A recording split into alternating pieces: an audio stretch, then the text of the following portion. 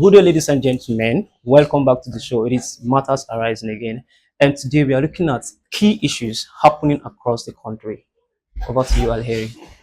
So Nigerians, again, because this time around is again, terrorists abduct worshippers in Kogi church attack.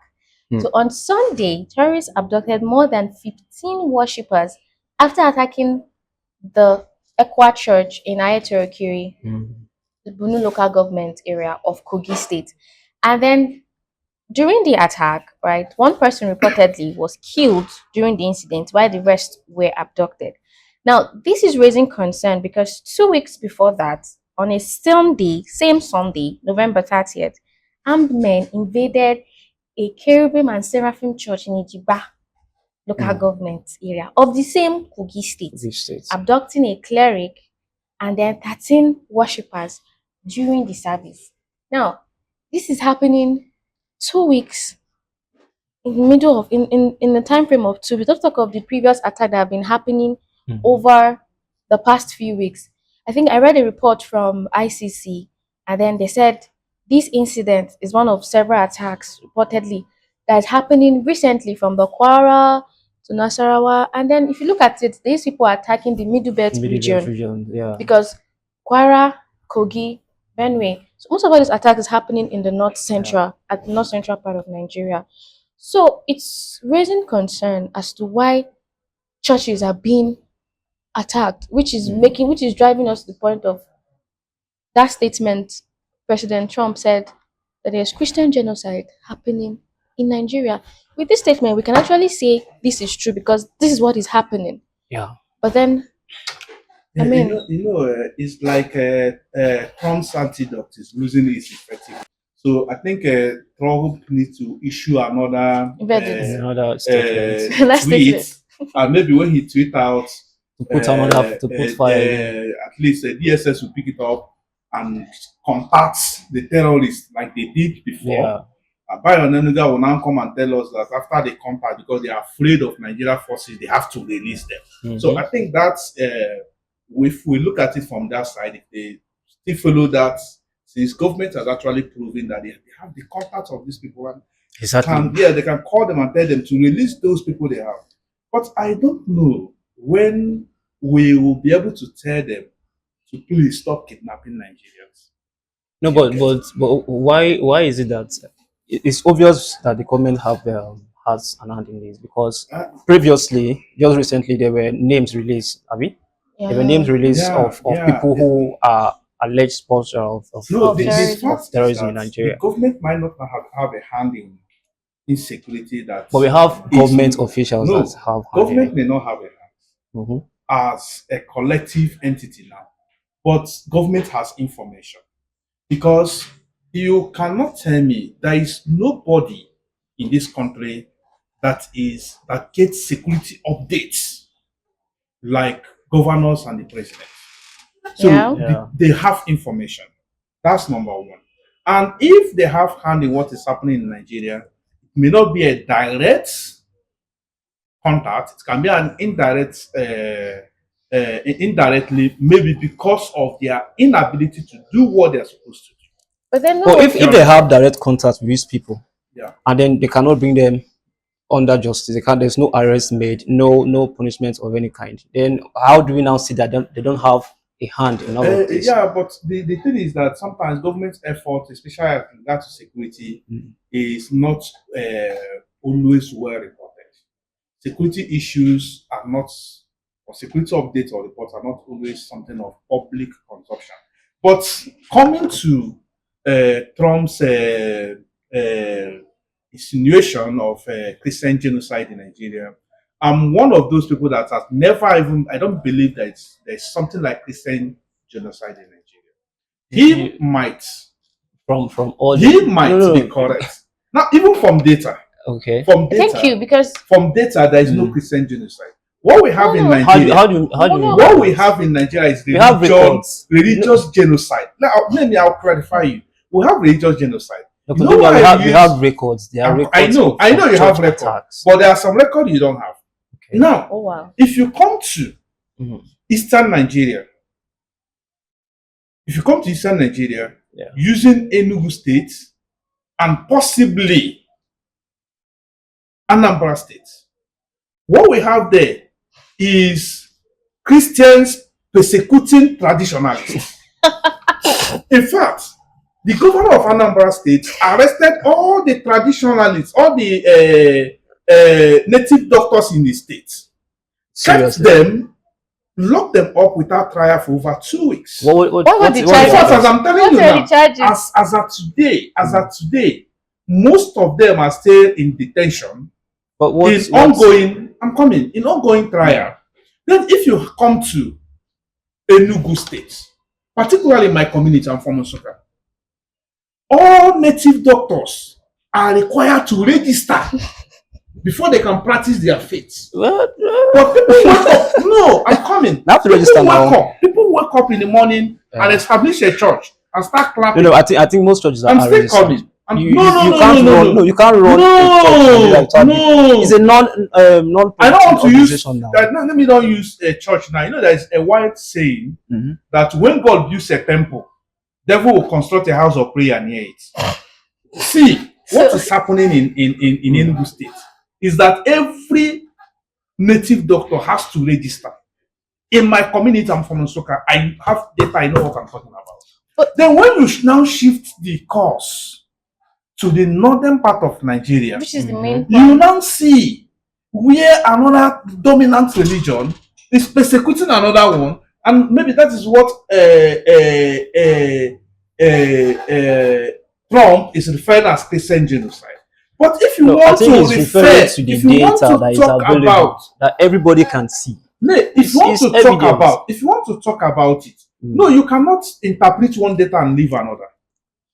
You cannot interpret one data and leave another. It's what is religious it? genocide that manifests in many forms. It manifests as genocide. It manifests as persecution of traditionalists, African traditional religion worshippers. It equally manifests as maybe killing of Christians. Let me now give you. Let me shock you.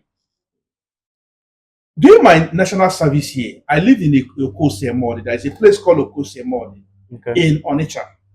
When I was looking for a house, the landlord told me that Catholics are not allowed to live here. Everybody that was living in that particular house are Anglican. If you come to Anambra State, there is this struggle between Anglicans and Catholic. In fact, if you are even a Christian in another denomination in Anambra State, you are not even a Christian. I'm a Christian. So when you look at religious persecution in Nigeria, religion, I don't want to use as Christian because there are Christian, even though Christianity is a big umbrella in Nigeria, but there are little groups nobody is talking about. See, you're talking about, you know, you started by saying that we don't have there's some record we don't have. You made mention of Anambra and Enugu. Yes. And I can mention more than one state in Do the you north where understand? all these things are happening to Christians, You understand? mostly Christian, mainly Christian. Like Even- back to back Even reports. from reports that was, you know, when the whole argument of whether there's Christian genocide, people were like, oh no, there's no Christian genocide. Even the Muslims are being killed and all of that. And then reports came out, right? That these 5 to 100 of like Christians are killed more than the Muslims are being killed. No, And if you before you go further, most of these attacks are from Islamist organizations. The popular ISWAP that we all know of, it's ISWAP, yes. And most of the people have all of them. They keep. If you look at it, just check the trend, right? Most of all these people, look at what happened with Deborah. Just because of blasphemy, she was burnt alive in their own claim, blasphemy.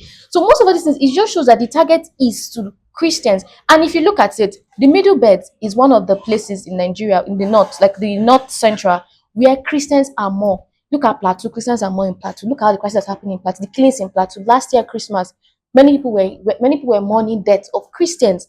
Look at Kogi State. You can't tell me Kogi State is popularly dominated by Christians. Benue State is popularly dominated by Christians.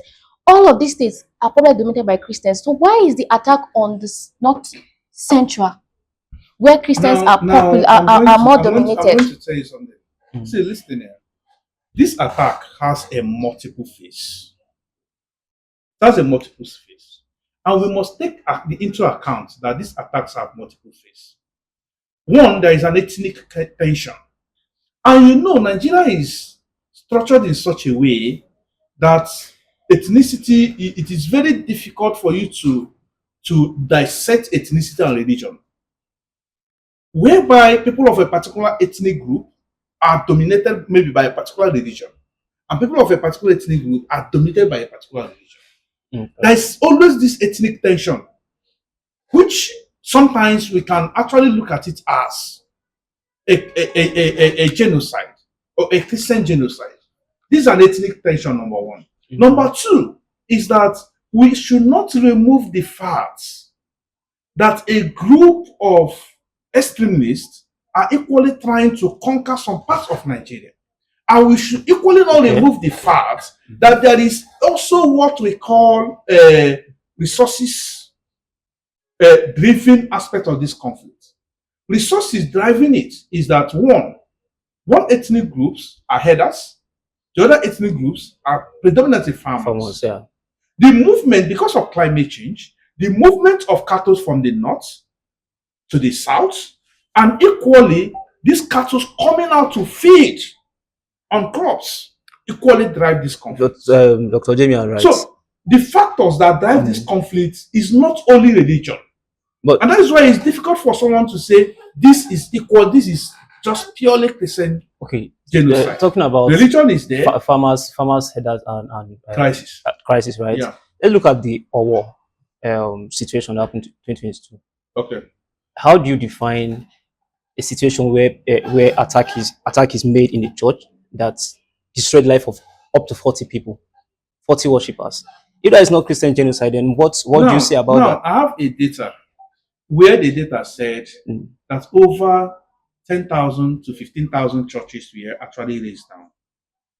These data, they are there by bandits. There is equally a data that Boko Haram destroyed more churches, around 55 churches and 29 mosques. The data are there. Now, this data, we cannot throw them away. Do you get? Exactly. But the fact is, the drivers of conflict in Nigeria is not just Christian genocide. It is a multi-layer factors and multi-layer issues that are just manifested. In fact, if we should talk about a persecution, there is more of persecution on social media rather than what is happening. Before we push it to social media persecution, right? Let's talk about the response from our security agents, right? Okay. There was a press release that the Nigerian Army released, right, where they said they were able to thwart ISWAP attack in Marabi and destroy terrorists. And then during the attack, terrorists attempt to breach the base using. I'm going to list the things that they took from these people, right? They said most of the things they got from them, they recovered items including AK-47, magazines, ammunition, PKT rounds, hand grenade, motorcycle, communication devices, combat gear, even medical supplies. It's just in case there's an injured bandit, so they will heal themselves, and other materials indicative of sustained terrorist operations. There are pictures on and on and on and on. So my concern now is, why is our response to certain things more of defense? Is it because we are called defense? Because if you look at it, we always wait for these people to start attacking before we respond. I'm coming to that.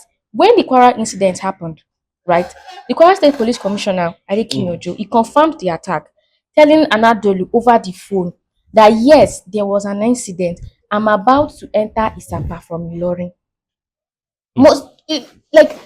He heard it. Most of these things are like they used to get these reports beforehand. Yes. Right. When they get this report, why are they not? And they are aware that there was a report that most of these things, when they carry these people, they move in the forest regions of that particular area between Ilorin and even that time the whole thing happened in Ekiti State. They have this information. So why is that they don't attack, they don't do offense, they do more of defense after it has happened. See the facts. See the facts. If you have an idea of intelligence gathering, there is no intelligence that you gather as a complete companion. Intelligence gatherings are gathered in bits by bits. Okay. It is difficult for you to get an intelligence that there will be a terrorist attack here by 2 p.m. on Thursday, 2025 or 2026. It is always difficult. So security agencies gather intelligence and try to make up whatever they gather to make meaning. And then when you talk about defensive, why not offensive? There are evidence that security agencies actually have engaged in defensive attacks. In fact, most defensive attacks have actually left us wounded more than even the terrorists. Because if you recall, from 2020 to 2025, it has not happened in 2025, from 2020 to 2024, there are evidences that the Nigerian Air Force actually bombed civilian population or communities, thinking that those people were actually bandits. It has happened in Niger, Nasarawa, it happened in Kaduna, and different places. These are all offensive. But the fact is, these terrorists do not have a place that will say this is a place they are staying. Do you understand? For you to now say, okay, because you have to go for an offensive and it's there. So these people move from one place to another. If you have somebody that has been kidnapped before, you notice that they will tell you that they don't stay one place.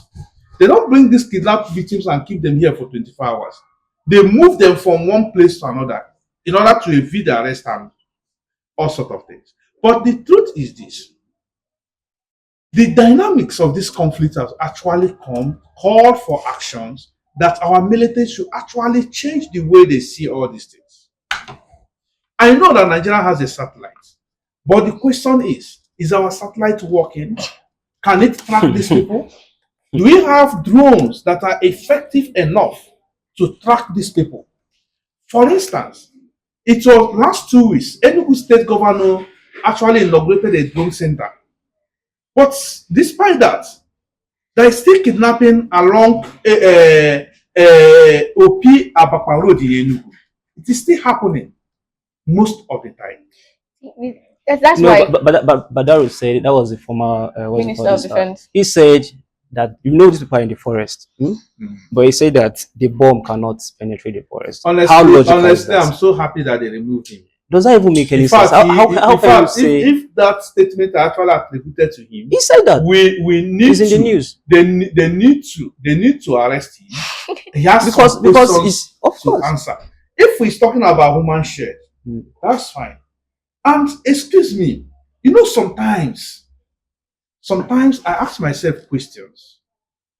Whenever the government come out and say, or when you hear Sambisa Forest, I used to question my knowledge of geography so much.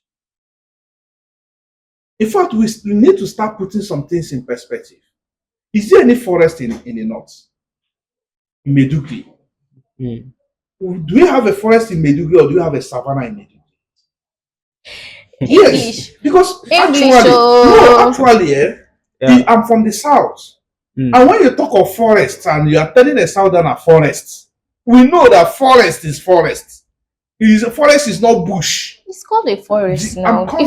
Forest is it's called a forest. It's a savanna. Sambisa Forest is one of the forests in northern Nigeria. The question is it a forest or a savanna? It's a forest. We need an expert in geography to actually define or even distinguish between a forest and a savanna. Because I know in northern Nigeria, because of the weather and the geography, what we have there is short trees.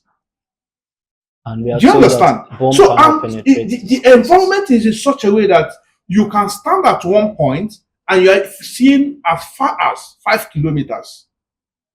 So when you come to south, for instance, and say forest. Sambisa is a forest.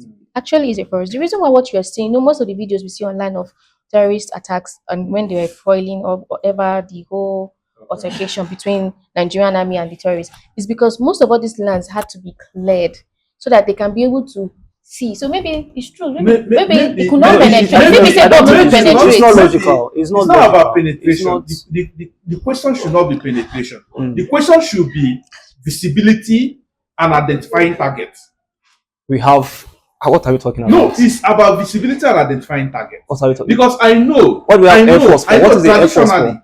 Traditionally, military has a way of camouflaging their vehicles with this artificial green stuff. Yeah. Do you understand? Mhm. To conceal them. We have So drones. that if you are no, they We are have there now. drones. We have the Air Force. So One- telling me that one- we can't see these people is not. It's not No, logical. no, you may be actually to get to Sambisa. Mhm. Bomb can actually penetrate to Sambisa. Mhm. There is no bunker there. There is no gun. Do you understand? Yeah. But the questions, the actual thing the minister should be telling us is because of visibility. But even at that, there are advanced drones, there are advanced satellites that could actually even make more visible whatever that is hidden at that place. And we have access to these things. And it's funny that most of all these terrorists, right, they even have some very crazy mass sophisticated weapons that they use against our Do you army to understand? begin with. And when the people suspected, maybe the bandits that were caught from the Kwara State attack, they actually said that the government gave them the arms that they used Exactly. for the entire operations. So because you can't tell me how arms come into Nigeria and then these people have access to local normal Fulani headsmen that only just work with cows have These people ammunitions that are even only a concerned police. about their I was cows. in a vehicle. I was in a vehicle. No, I'm coming. coming. I was in a vehicle last week. I was Mm. coming and I happened to sit with vigilante VGM. That's what they call them. Yeah. You need to see the gun that this. I took a picture of it. You need to see the way the gun that these people were using. They have used glue and finished the life of that Yes, gun. sir. But then ordinary cattle header Fulani herdsman has AK-47 Yes, because very they fine have with sponsors. ammunition. The They are truth is that sponsors. Nigeria is in such a way that it's different rules for different people. And then there is a lot of porous border, a lot of things can flow in. You get a lot of weapons moving in from different means. And another thing is that during elections, politicians do a lot of things, share ammunition to cause violence and at least get elected. So through this means, people will continue to get access to weapons. And if you look at how people are parading weapons, you now ask yourself, when the government actually come out and say, okay, they need to defend themselves, they hands, defend themselves against someone that has an assault rifle. Give me gun and Did- what I will do with gun. You understand? Just allow me have gun. No problem. Don't use gun and kill your husband. I don't know what you're trying to say. No, there are Because I many know ways. that There are many if- ways to do that. There are Okay, many ways okay, to do no. that. Just give me gun Oh, first. you actually said And there are funny many enough- ways to kill your husband. That's not topic for. That's not what we're talking about. So we're going back to coming back to government's involvement in all of these things, right? Mm. You know, you mentioned yesterday that most of some of these things like elite crisis and all of those things that yes. So trying to come back to elites right now. There's a report now that Gideon will help us to go through Okay. concerning the corrupt practices of these elites and how elite is exposing elite. Yes. Yeah. Okay. So from the news, this from Punch newspaper, Malami asks EFCC chair to step aside. That is one. What is And hap- what no, is hap- secondly, what? so this is from the Guardian. EFCC denied Malami opportunity to perfect bail. Okay, and from the Daily Post, we have recuse yourself. It is personal vendetta. Malami tells EFCC chairman to step aside. To it. And then not to talk about linking it, trying to link it now. Malami was a former minister of justice, right? Yeah. And he has been detained by EFCC. And here is all his old claims. He needs to step aside. And he feels it is like a propaganda, something he was set up. It was a setup for him. course. Right? Where they are trying to his enemies are coming after him. And if you look at it of recent, right, Dangote has been trending for certain reasons. And one of those reasons is very funny. He released a statement signed by Dangote. Let me retrieve. Signed by Dangote. Allegation of Engineer Farouk Ahmed, Authority Executive Chief of the Nigerian Midstream and Downstream Petroleum Regulatory Activity. He's spending over $5 million on his four children, school fees, school education, foreign education in Switzerland, while while many parents in his home state, Sokoto State, cannot afford to pay 10,000 naira school fees for their children and what. See, So if that one, all these things are just come back to FCC. One, but I need to say something from Malami's issue. Yeah. Now, Malami, in fact, I'll tell a story. There is a school in my local government, St. Teresa's College, Asuka. Now, the former principal of that school is late now. There was something that the former principal used to do. Once you enroll in that school, the first excursion you will go to is in Nsukka prison. You will take all the students, JS1 students, little boys, to the prison. education on effects of corruption. And then start showing them, see. Now, Malami that is telling the FCC chairman to rescue himself, to step aside, that he has been detained so much that they should take him to court for, Malami just forgot yesterday. I think the best way to organize a retreat to government officials in Nigeria is to take them to the prison first. Yes, you take them to the prison, they see how it is. Because I know that Malami was one of the champions of, in fact, as Minister of Justice, EFCC is indirectly controlled by Minister of Justice. So now they're turning against him. When Malami was Minister of Justice, the Minister of Justice, he was a de facto chairman of EFCC. Another arm of EFCC. He directs almost everything EFCC is doing. So when you now be able to understand, if you remember what happened when Nigeria decided to redesign their currency and all those things, if you remember when there was a lot of detention of political enemies, EFCC and all those things, detaining people more than 1 week, more than 24 hours without trial.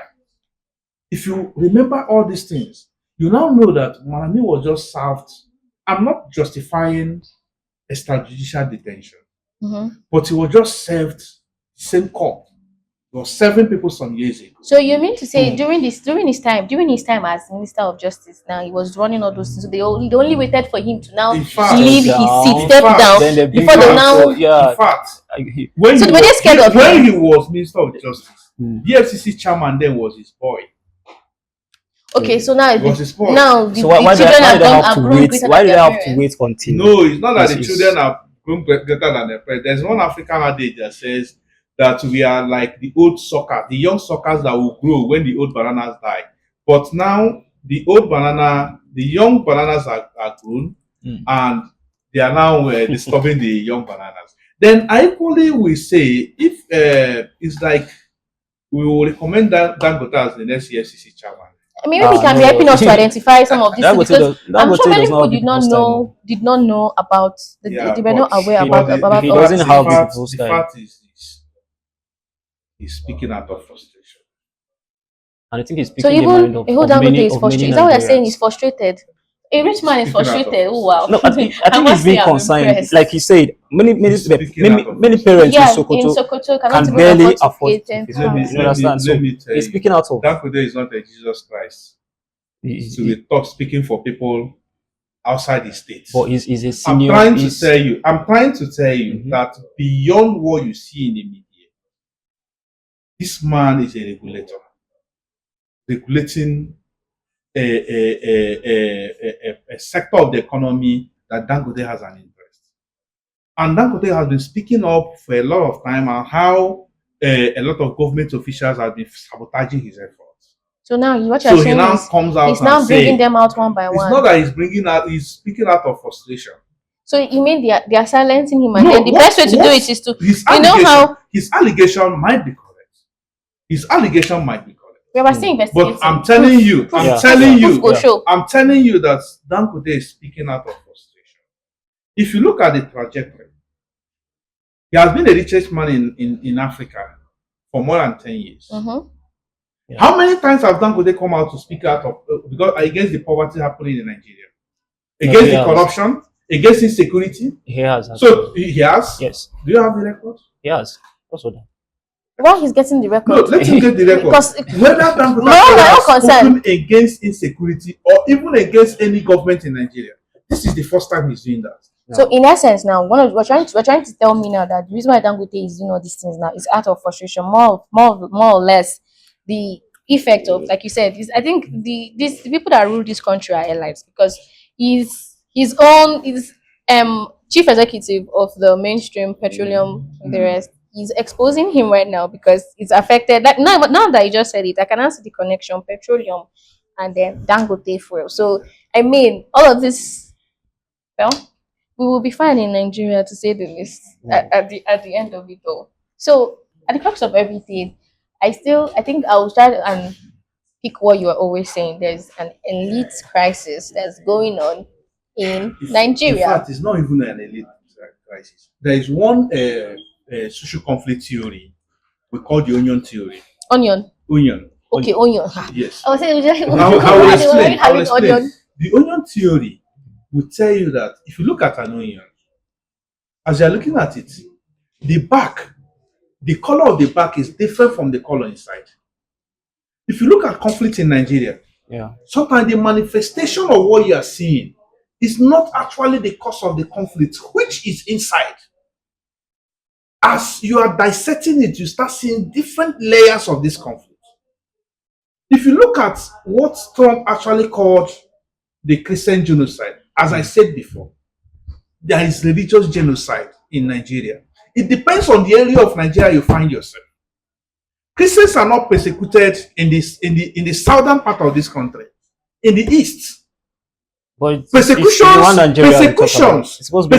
in the east is against the traditional religion. And persecution in the north is Do you against, understand? it's against, In it's fact, against Christianity. in fact, there is something that normally happens when we will come and say one religion will now say Almighty God.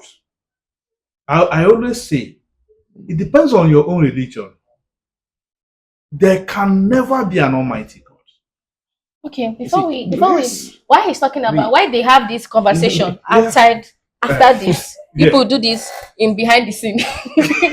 No, because at the end of the day, these same people preach one Nigeria to us, and I believe every citizen should be able to practice their religion without of recent. Religious persecution in Nigeria, irrespective of where you stay in Nigeria, geographical related. In fact, let me tell you something. It should not. Let me tell you something. In 2015,